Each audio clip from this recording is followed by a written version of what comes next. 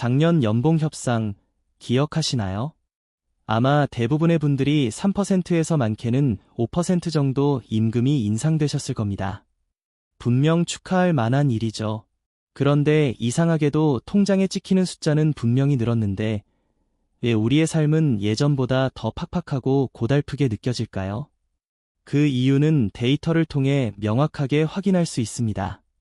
실제로 최근 몇 년 사이 우리가 매일같이 사 먹던 점심 한 끼 가격은 체감상 평균 10에서 15% 가까이 껑충 뛰었습니다.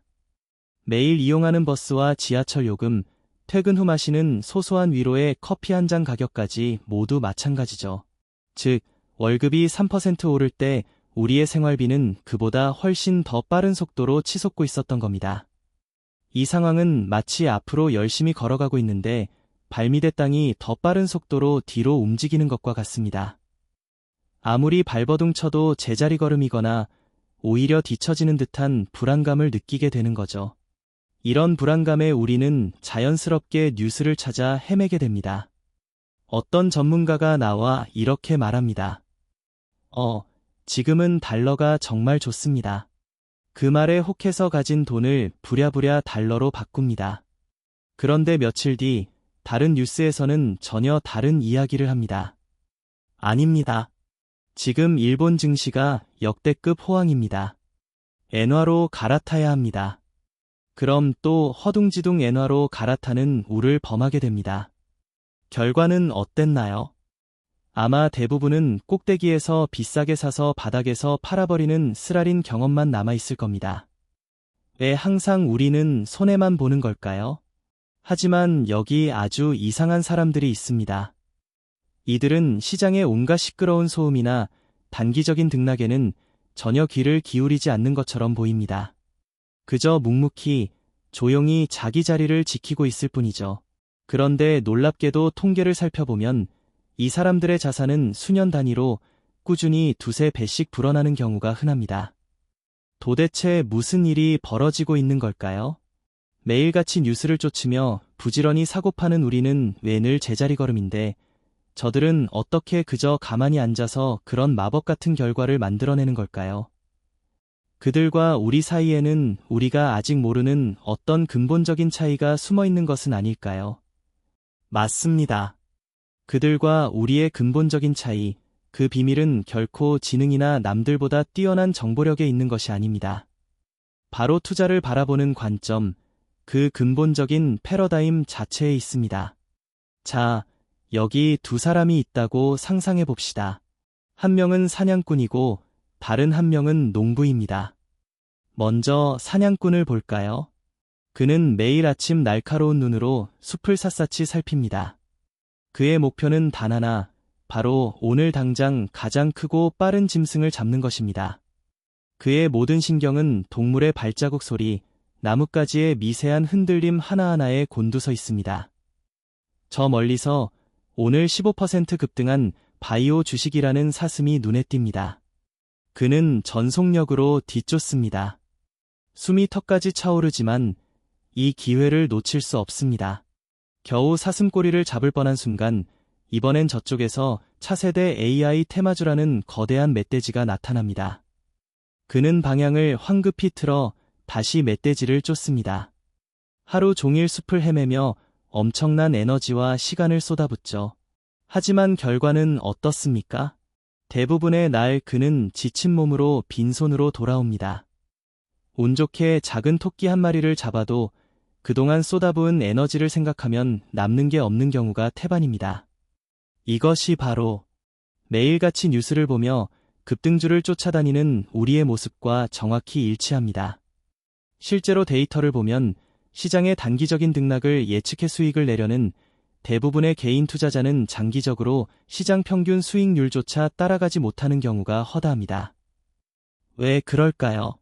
사냥감은 언제나 사냥꾼보다 빠르기 때문입니다. 시장의 움직임은 예측하기 어렵고 우리는 늘 한 발짝 늦을 수밖에 없습니다. 자, 이제 농부를 만나보시죠. 그는 사냥꾼처럼 숲을 헤매지 않습니다. 대신 그는 가장 비옥하고 햇볕이 잘 드는 땅을 신중하게 고릅니다. 이 땅은 바로 미국 S&P 500 지수나 전 세계 우량 기업처럼 장기적으로 꾸준히 성장하는 시장 그 자체를 의미합니다. 그는 사냥꾼처럼 단 하나의 짐승을 쫓지 않습니다. 대신 좋은 땅에 여러 종류의 씨앗을 골고루 심습니다. 그리고 가장 중요한 것은 그는 씨앗을 심고 매일 땅을 파헤쳐서 자랐는지 확인하지 않습니다.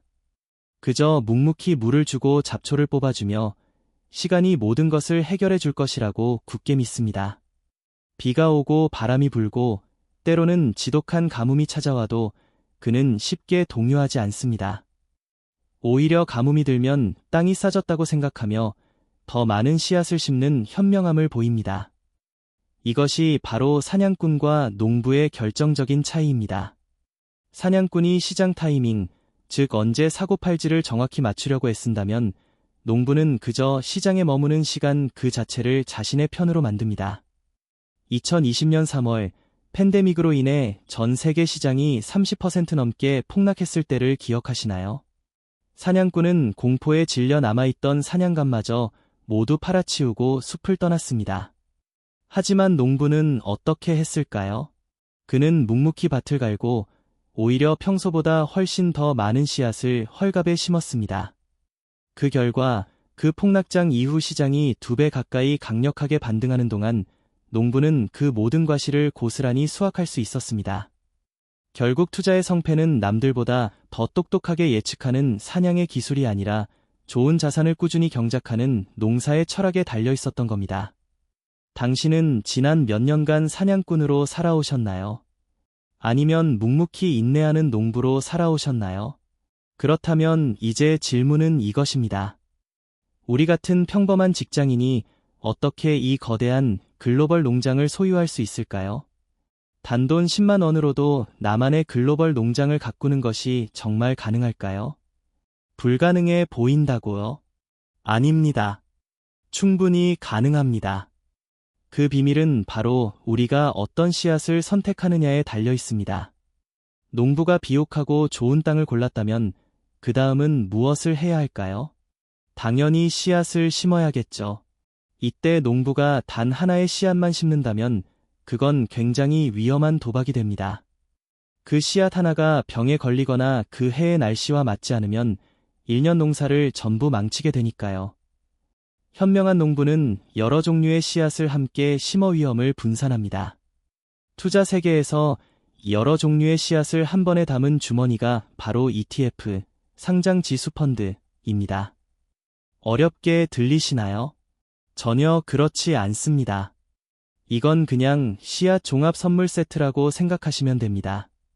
우리는 세계에서 가장 비옥하고 거대한 땅, 바로 미국이라는 땅에 씨앗을 심을 겁니다. 예를 들어 미국 S&P 500 ETF라는 씨앗 주머니를 하나 사는 거죠. 단돈 몇만 원으로 이 주머니 하나를 사는 순간 무슨 일이 벌어지는지 아세요?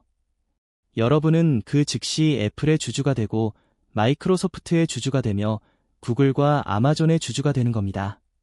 전 세계 혁신을 이끄는 500개 초우량 기업의 농장 지분을 단 한 번에 아주 적은 돈으로 소유하게 되는 거죠.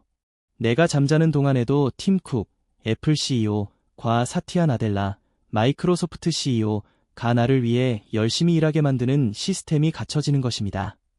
자, 이제 밭에 씨앗은 심었습니다. 그런데 이걸로 끝일까요? 아닙니다. 현명한 농부는 반드시 튼튼한 울타리를 칩니다. 왜 그럴까요? 힘들게 키운 작물을 갑작스러운 멧돼지의 침입이나 예측 불가능한 폭풍으로부터 지켜야 하니까요. 투자 세계에서 이 폭풍우는 바로 경제 위기입니다. 시장이 30%, 40%씩 폭락하며 모든 것을 집어삼킬 듯한 바로 그 순간이죠. 이 울타리 역할을 든든하게 해주는 것이 바로 미국 국채 ETF 같은 안전 자산입니다. 시장이 공포에 휩싸여 모든 사람이 주식을 팔아치우고 안전한 곳으로 도망갈 때 바로 이 미국 국채의 가치는 오히려 올라갑니다. 실제로 2020년 팬데믹 위기 때 주식시장이 폭락하는 동안에도 미국 장기 국채 ETF는 연간 기준 약 15%에서 20%의 견고한 수익을 기록하며 훌륭한 방어막 역할을 해냈습니다. 그러니 월 10만 원이 있다면 이렇게 시작하는 겁니다. 예를 들어 7만 원으로는 미국 S&P 500 ETF를 사고 나머지 3만 원으로는 튼튼한 울타리인 채권 ETF를 사는 거죠. 이것이 바로 나만의 글로벌 농장을 만드는 첫걸음이자 자산 배분의 가장 기초적이고 현명한 원리입니다. 물론 이런 질문이 나올 수 있습니다. 고작 월 10만 원으로 무슨 농사를 짓고 언제쯤 부자가 되나요? 아주 좋은 질문입니다. 하지만 이건 관점의 문제입니다. 지금 우리가 짓는 월 10만 원짜리 농사는 당장 내년에 1억 원을 수확하기 위한 것이 아닙니다. 이건 훗날 당신이 10억, 20억짜리 거대한 농장을 경영하게 될 때 그 농장을 완벽하게 관리할 수 있는 능력을 키우는 최고의 모의 경작입니다. 작은 농장조차 가꿔보지 않은 사람이 어떻게 갑자기 나타난 거대한 땅을 능숙하게 경작할 수 있겠습니까? 이제 우리는 땅을 고르고 씨앗을 심고 튼튼한 울타리까지 쳤습니다. 그런데 이 농장에서 가장 중요하면서도 눈에 보이지 않는 마지막 요소가 하나 남아 있습니다. 바로 이 모든 씨앗을 황금 열매로 바꾸는 마법의 걸음, 시간입니다. 그리고 이 시간이 돈과 만났을 때 인류 역사상 가장 위대한 발명품이라고 불리는 복리라는 괴물이 탄생합니다. 혹시 자본은 24시간 잠들지 않는 일꾼이라는 말을 들어보셨나요? 이게 바로 복리의 핵심입니다. 우리가 받는 월급은 우리가 일한 시간에 대한 대가죠. 우리가 잠을 자거나 쉴 때는 돈을 벌지 못합니다. 하지만 자본은 다릅니다.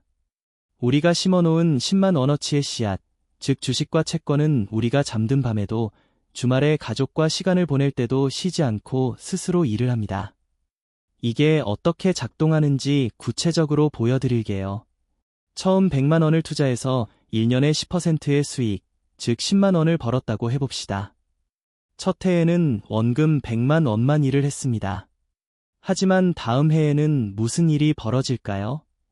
이제는 원금 100만 원에 작년에 번 수익 10만 원이 더해진 110만 원이 나를 위해 일하기 시작합니다. 그 다음 해에는 121만 원이, 그 다음 해에는 133만 원이 일을 하는 시기죠. 이건 마치 작은 눈덩이를 언덕에서 굴리는 것과 같습니다. 처음에는 아주 작고 보잘것없어 보이지만 언덕을 계속 굴러내려가면서 눈덩이는 점점 더 많은 눈을 끌어모으고 그 크기와 속도는 기하급수적으로 불어납니다. 초반에는 거의 티가 나지 않지만 어느 임계점을 넘어서는 순간 그 위력은 폭발적으로 변하여 거대한 눈사태가 되는 것이죠. 그런데 그래서 제 돈이 2배가 되려면 도대체 얼마나 걸리는 건데요? 아주 좋은 질문입니다. 그리고 놀랍게도 이걸 아주 간단하고 마법 같은 방법으로 계산하는 공식이 있습니다. 바로 70의 법칙입니다. 방법은 정말 간단합니다. 숫자 70을 당신의 연평균 예상 수익률로 나누기만 하면 됩니다. 그 결과가 바로 당신의 원금이 정확히 2배가 되는 데 걸리는 대략적인 시간입니다. 자, 이제 이걸로 시뮬레이션을 한번 해볼까요? 만약 당신이 연평균 10%의 수익률을 내는 포트폴리오를 만들었다고 가정해봅시다. 실제로 미국 S&P 500 지수는 지난 수십 년간 연평균 약 10% 정도의 수익률을 기록해왔습니다. 70 나누기 10은 얼마죠? 네, 정확히 7입니다. 이것은 당신의 자산이 약 7년마다 2배씩 불어난다는 의미입니다. 이게 얼마나 무서운 힘인지 숫자로 직접 보여드리겠습니다.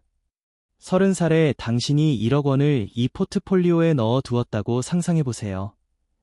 별표 7년 후인 별표 37살 별표 2 되면 당신의 돈은 별표 2억 원 별표 2이 됩니다.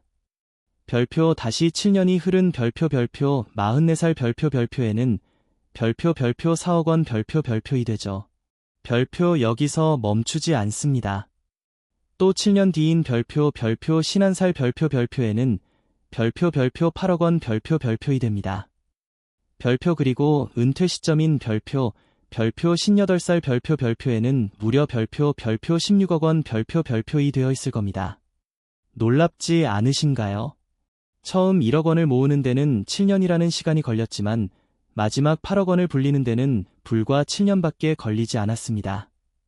이것이 바로 시간이 만들어내는 마법과 같은 보그리의 폭발적인 힘입니다. 만약 당신이 15%가 아닌 겨우 5%의 연수익률에 만족하여 예금에만 돈을 넣어두었다면 어땠을까요? 72의 법칙에 따르면 5% 수익률로는 자산이 2배가 되는데 약 4년이 걸립니다. 별표 30세에 1억 원을 넣었다면 14년 후인 별표 44세 별표에는 별표 2억 원 별표 2 되고 별표 다시 14년 후인 별표 58세 별표에는 별표 4억 원 별표 2 될 것입니다. 똑같은 시간을 보냈지만 연수익률 단 5% 피의 차이가 58세가 되었을 때 당신에게 무려 12억 원이라는 엄청난 자산 격차를 만들어낸 것입니다. 결국 농부의 철학은 다음과 같습니다. 매일같이 밭에 나가 씨앗을 파보고 얼마나 자랐는지 조급하게 확인하는 대신 가장 비옥한 땅에 튼튼한 씨앗을 심고 복리라는 자연의 섭리를 굳건히 믿으며 묵묵히 기다리는 것, 그것이야말로 평범한 사람을 부자로 이끄는 가장 확실하고 현명한 길임을 아는 것입니다. 자, 이제 우리는 복리라는 강력한 성장 엔진을 장착했고 우리의 농장은 따스한 햇살 아래 무럭무럭 자라나고 있습니다. 하지만 현명한 농부는 영원한 풍년만을 기대하지 않습니다. 언젠가는 반드시 찾아올 가뭄과 태풍, 즉 피할 수 없는 경제 위기에는 어떻게 현명하게 대비해야 할까요? 당신의 소중한 농장을 모든 역경으로부터 굳건히 지키기 위한 3가지 비상 대비책을 지금부터 자세히 알려드리겠습니다. 첫 번째 대비책은 바로 가뭄을 대비한 깊은 우물을 파두는 것입니다. 여기서 가뭄이란 우리가 가진 돈의 가치가 휴지 조각처럼 말라붙는 극심한 인플레이션이나 국가 간의 갈등과 같은 예측 불가능한 지정학적 리스크를 의미합니다. 이처럼 불안정한 시기에 우리 농장에 마르지 않는 생명수를 공급해줄 우물이 바로 금입니다. 왜 금일까요? 한번 생각해 보십시오. 우리가 매일 쓰는 10,000원짜리 지폐는 사실 단순한 종이 조각에 불과합니다. 국가가 그 가치를 보증해주기 때문에 비로소 힘을 갖는 것이죠. 하지만 만약 국가의 신용이 흔들리거나 무너진다면 어떻게 될까요? 그 가치는 순식간에 사라져 버릴 수 있습니다. 실제로 2022년 러시아가 우크라이나를 침공했을 때 러시아 루블화의 가치는 단 며칠 만에 30% 안팎 폭락하는 충격적인 사태가 발생했습니다. 하지만 금은 다릅니다. 금은 지난 수천 년간 특정 국가나 정부의 영향력에 의존하지 않고 그 자체로 보편적인 가치를 인정받아온 유일무이한 자산입니다. 그래서 전 세계가 불안과 혼돈에 휩싸일 때마다 사람들은 본능적으로 가장 안전하고 견고한 자산인 금으로 몰려듭니다. 실제로 데이터를 살펴보면 2022년 전 세계 중앙은행들은 다가올 위기에 대비하여 역사상 가장 많은 양인 1136톤의 금을 사들였습니다. 이는 각 나라가 다가올 가뭄에 대비해 스스로의 곳간에 깊은 우물을 파기 시작한 것이나 다름없습니다. 두 번째로 우리가 대비해야 할 계절은 바로 태풍입니다. 모든 자산 가격이 속수무책으로 무너져 내리는 거대한 금융위기라는 태풍 말이죠. 이때 우리에게는 어떤 폭풍 후에도 흔들리지 않을 가장 튼튼한 지하 벙커가 필요합니다. 그 벙커의 이름은 바로 달러입니다. 조금 이상하게 들리지 않으신가요? 2008년 글로벌 금융위기는 분명 미국의 서브프라임 모기지 사태에서 시작되었습니다. 그런데 왜 전 세계 투자자들은 이기의 진원지인 미국의 달러를 사기 위해 마치 약속이라도 한 듯이 몰려들었을까요? 이것은 마치 태풍의 눈이 가장 고요하고 안전한 것과 같은 이치입니다. 전 세계 모든 국제금융거래의 기준이자 기축통화가 바로 달러이기 때문입니다. 위기가 터지면 사람들은 일단 모든 불확실성 속에서 가장 안전하고 또 무엇으로든 쉽고 빠르게 바꿀 수 있는 현금, 즉 달러를 손에 쥐려고 합니다. 실제로 2008년 금융위기가 최악으로 치닫았을 때 달러의 가치는 오히려 20% 이상 급등하며 다른 자산의 폭락으로 인한 손실을 막아주는 강력한 방패 역할을 톡톡히 해냈습니다. 마지막으로 이 모든 것을 굳건히 받쳐줄 가장 단단하고 흔들림 없는 기반이 필요합니다. 아무리 좋은 씨앗을 심고 깊은 우물을 파두어도 농장을 일굴 땅 자체가 없다면 아무 소용이 없을 것입니다. 투자의 세계에서 이 농장의 가장 근본적인 기반이 되어주는 것은 바로 부동산, 그 중에서도 특히 내가 살 내 집입니다. 여기서 말하는 부동산은 단기간에 두세 배의 시세 차익을 노리는 투기성 자산이 아닙니다. 그것은 농부의 영역이 아니라 일확천금을 꿈꾸는 사냥꾼의 영역이죠. 농부에게 내 집이란 외부의 비바람과 경제적 불안정으로부터 나와 내 가족을 든든하게 지켜주는 가장 근본적인 울타리이자 어떤 경제적 상황 속에서도 흔들리지 않는 심리적 안정감을 선사하는 든든한 주춧돌입니다. 더 나아가 매달 지출되는 월세라는 고정 비용을 없애고 그 돈으로 더 많은 씨앗을 심고 가꿀 수 있게 해주는 실질적인 기반이기도 합니다. 자, 이제 그림이 완전하게 완성되었습니다. 우리는 주식이라는 씨앗으로 풍년의 과실을 수확하고 금이라는 우물로 가뭄을 이겨내며 달러라는 벙커로 태풍을 견뎌냅니다. 그리고 이 모든 자산을 내 집이라는 단단하고 흔들림 없는 기반 위에서 안정적으로 일구어 나가는 것. 이것이 바로 어떤 예측 불가능한 계절의 변화와 위기 속에서도 굳건히 살아남는 농부의 현명한 포트폴리오입니다. 그런데 문득 이런 의문이 들지 않으신가요? 그래서 그 폭풍은 도대체 언제 오는 건데 아마 모두가 가장 궁금해하는 질문일 것입니다. 하지만 만약 제가 그 답을 정확히 안다고 말한다면 저는 둘 중 하나일 겁니다. 신이거나 아니면 사기꾼이거나 말입니다. 왜냐하면 경제 위기라는 것은 본질적으로 예측의 영역이 아니기 때문입니다. 이것은 마치 내년의 태풍이 정확히 몇 월 며칠 몇 시에 올까요? 라고 묻는 것과 같습니다. 그 누구도 알 수 없죠. 하지만 우리는 한 가지 사실을 확실하게 알고 있습니다. 태풍은 언젠가 반드시 찾아온다는 것을요. 경제 위기도 마찬가지입니다. 그것은 복잡한 경제 모델이나 수식으로 설명되는 것이 아니라 인간의 가장 원초적인 두 가지 감정, 바로 탐욕과 공포 때문에 반드시 반복되는 자연 현상과 같습니다. 시장이 과열되면 사람들의 마음속에는 탐욕이라는 불길이 걷잡을 수 없이 타오릅니다. 그래, 이번엔 달라. 이 절호의 기회를 놓치면 평생 후회할 거야. 라는 위험한 속삭임이 이성을 마비시키죠.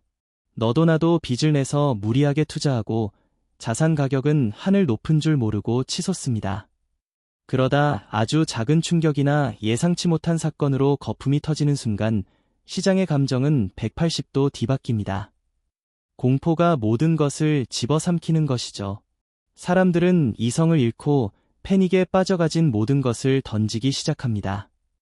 어제까지 황금처럼 반짝이던 자산이 오늘은 한순간에 휴지 조각처럼 느껴지는 겁니다. 역사를 한번 돌아볼까요? 2008년 전 세계를 집어삼킨 거대한 금융위기를 기억하십니까? 위기가 터지기 직전까지 월스트리트의 수많은 천재들은 이번엔 다르다 라고 외쳤습니다. 서브프라임 모기지라는 듯도 보도 못한 복잡한 파생 상품에 대한 맹목적인 탐욕이 세상을 뒤덮었고 그 결과 158년 역사를 자랑하던 리먼 브라더스라는 투자 은행이 단 하루아침에 파산하는 충격적인 사태가 벌어졌습니다. S&P 500 지수는 1년 반 만에 50% 넘게 폭락했죠. 누가 이런 결과를 예상이나 했을까요? 2020년은 어땠습니까? 아무도 예상치 못했던 바이러스 하나가 전 세계 항공편을 멈추고 도시를 봉쇄하며 주식시장을 단 한 달 만에 30%나 끌어내릴 것이라고 누가 상상이나 했을까요? 이때 시장을 덮친 것은 탐욕의 끝이 아니라 예측 불가능한 극심한 공포였습니다. 보십시오. 위기의 원인과 형태는 매번 다릅니다. 이는 예측 자체가 불가능한 영역이라는 것을 분명히 보여줍니다. 그렇기 때문에 우리가 이토록 애써 구축한 글로벌 농장, 즉 주식, 채권, 금, 달러 등을 아우르는 철저한 분산 투자는 단순히 수익률을 조금 더 높이기 위한 단순한 전략이 아닙니다. 이것이야말로 예측 불가능한 폭풍 속에서 내 소중한 농장 전체가 송두리째 뽑혀 나가지 않도록 굳건히 지키는 유일하고도 가장 강력한 생존 전략인 것입니다. 그렇다면 투자의 최종 목표는 무엇일까요? 단 한 번의 사냥으로 일확천금을 얻어 벼락부자가 되는 것일까요? 아닙니다. 그것은 사냥꾼의 헛된 꿈일 뿐입니다. 우리 농부들의 진짜 목표는 어떤 것엔 폭풍우가 몰아쳐도 흔들리지 않는 튼튼하고 지속 가능한 농장을 만드는 것입니다. 별표 시장이 30% 폭락했다는 충격적인 뉴스에도 마음 편히 잠들 수 있는 평온함.